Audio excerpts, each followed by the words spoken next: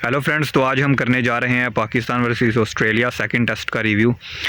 अगर test match के बारे में बात की जाए तो पाकिस्तान ने एक डिसेंट वे में स्टार्ट किया, जहां पर पाकिस्तान की तरफ से एक डिसेंट बॉलिंग देखने को मिली, जहां पर ऑस्ट्रेलिया को पाकिस्तान ने बहुत ज़्यादा एक रन स्कोर करने में कामयाब नहीं होने दिया, क्योंकि फ़र्स्ट मैच में हम देख चुके थे जिस तरह से ऑस्ट्रेलिया अपने हाथ शुरू ही से खोल रहा था और पाकिस्तान की बॉलिंग के ख़िलाफ़ उन्होंने एक अटैकिंग क्रिकेट खेलना स्टार्ट किया था, जो वो हमें नहीं देखने को मिला। फर्स्ट ऑफ ऑल हमें पाकिस्तान की तरफ से एक टाइट बॉलिंग देखने को मिली। विकेट्स चाहे नहीं मिले शुरू में, लेकिन फिर भी रन्स उनको बहुत ज़्यादा नहीं करने दिए।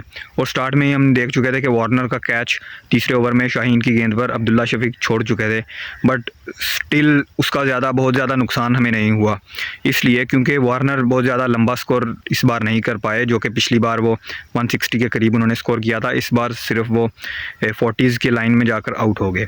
बट जो एक ड्रॉप कैच का इम्पैक्ट तो ज़रूर पड़ता है साइकोलॉजिकली पूरी टीम पर। बॉलर्स जो हैं पूरी तरह से उस स्लैब में बॉलिंग करते नहीं नज़र आते, बॉडी लैंग्वेज बिल्कुल गिर जाती है और कॉन्फिडेंस पर भी बहुत बड़ा असर पड़ता है इस चीज़ का। बट फिर भी एनी हाउ पाकिस्तान ने एक अच्छा कमबैक किया, जो कि फर्स्ट डे तक पाकिस्तान की जो एक अच्छी एफ़र्ट थी उसके बदले 3 विकेट्स मिल चुके थे 190 पर।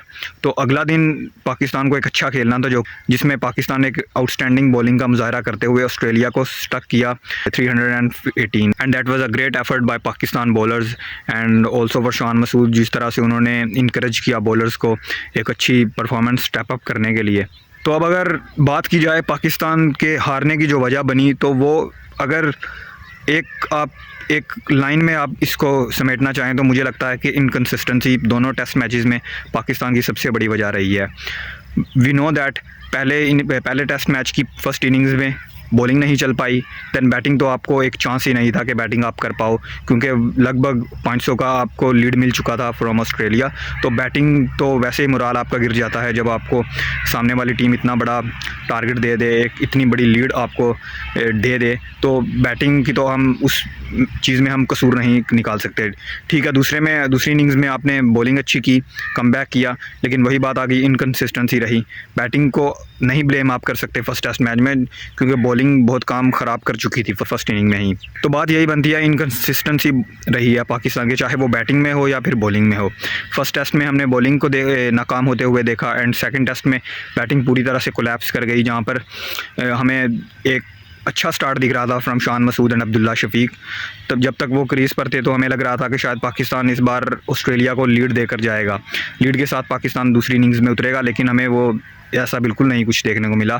एक तरह से कोलैप्स हमें नज़र आया, जहाँ पर शान मसूद के आउट होने की देर थी और उसके बाद एकदम से जो लाइन लगी प्लेयर्स की, और आपके बेस्ट प्लेयर भी स्टेप अप नहीं कर पाए, जहां पर हम बात कर रहे हैं बाबर आजम की। तो इस तरह से इनकंसिस्टेंसी एक बड़ी वजह रही है पाकिस्तान की दोनों हार के बारे में।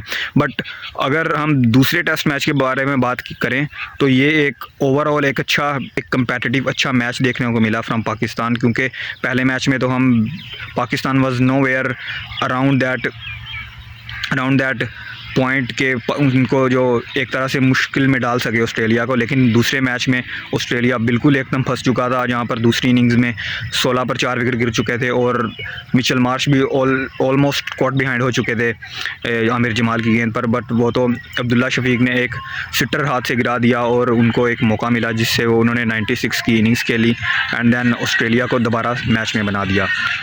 टारगेट एकदम बिल्कुल एक डिसेंट टारगेट था 318, जो कि ऑस्ट्रेलिया के एडवांटेज में था ओबियसली, क्योंकि 318 is not achievable specially at MCG, क्योंकि MCG हम जानते हैं कितना बड़ा ग्राउंड होता है। अगर आप शॉट हम देख रहे थे कि शान मसूद या फिर जब वो बाबर आजम बैटिंग कर रहे थे तो शॉट मारते थे तो वो 4 की तरफ गेंद नहीं जाती थी।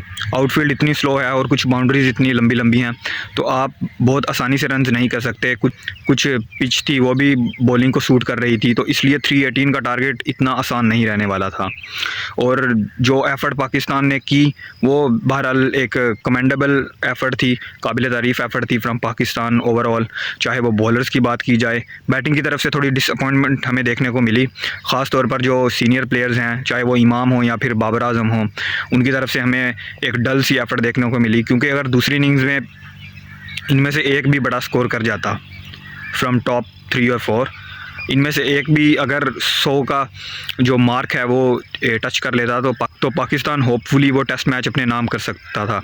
और ये हिस्ट्री क्रिएट करने का एक बेस्ट मैं समझता हूँ कि अपॉर्चुनिटी थी आपके पास, क्योंकि आप एक तरह से ऑस्ट्रेलिया को 100-150 के अंदर सिमेट सकते थे जब मिचेल मार्श का आपने कैच ड्रॉप किया। बहरहाल अगर बात ओवरऑल की जाए तो it was a great effort from Shan Masood and को। सिर्फ हमें बैटिंग की तरफ अब ध्यान देना है। अगले टेस्ट मैच में बॉलिंग बहुत आउटस्टैंडिंग नज़र आई हमें, चाहे वो मीर हमज़ा की बात की जाए या फिर शाहीन की बात की जाए। Shaheen is still a threat, वो अभी भी एक डिसेंट बॉलर हमें नज़र आ रहे हैं। चाहे उनका पीक वो नहीं नज़र आ रहा, उनका बेस्ट अभी नहीं है वो, लेकिन स्टिल वो एक अच्छे बॉलर हमें अभी भी नज़र आ रहे हैं, क्योंकि उनकी पेस एक तरह से ज़रूर गिरी है, 10-15 के उनकी पेस ज़रूर गिरी है, बट फिर भी वो मैनेज कर रहे हैं अपनी स्किल्स के बलबूते पर। वो बैट्समैन को परेशान कर रहे हैं। और स्मिथ को जिस तरह से उन्होंने ट्रैप आउट करके बाउंसर किया और उनको एक सेटअप किया और फिर उनको बाउंसर पर आउट किया।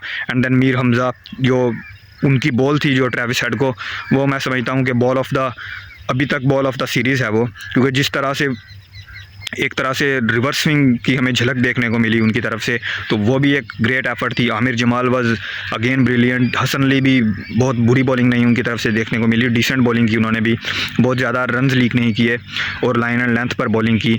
सो बॉलिंग तो मैं समझता हूँ कि 10 में से आपको 10 मार्क्स पूरे बॉलिंग की तरफ से, लेकिन बैटिंग में भी बहुत कुछ प्रूव करना है, क्योंकि हम इस सीरीज़ से पहले जो बात की जा रही थी वो ये थी कि पाकिस्तान का इस बार बैटिंग है जो वो एक स्ट्रॉन्ग पॉइंट होगा एज़ कम्पेयर टू बॉलिंग, क्योंकि बॉलिंग में न्यू फेसेस हमें देखने को मिल रहे थे। शाहीन एक थे जिससे हम एक लीडर ऑफ द पैक उनको समझ रहे थे, और वही थे जो एक एक्सपीरियंस्ड बॉलर जिनको हम समझ रहे थे, बट जो न्यू फेसेस थे उनके बारे में हम कभी नहीं ये जानते थे कि वो इस तरह की एफ़र्ट एक पुट अप कर सकते हैं और एक आउटस्टैंडिंग परफॉर्मेंस दे सकते हैं।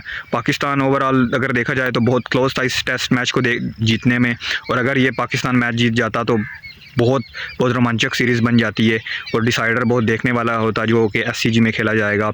एनी हाउ, जो कंडीशंस हैं सिडनी की वो पाकिस्तान को सूट करने वाली हैं, और पाकिस्तान को चाहिए कि एक ग्रेट कमबैक करे और जो सीरीज़ है वाइट वॉश से बचे और अपने ओनर के लिए एक आखिरी मैच जीते और 24 साल बाद फाइनली ऑस्ट्रेलिया को उनके घर पर टेस्ट मैच हरा दें।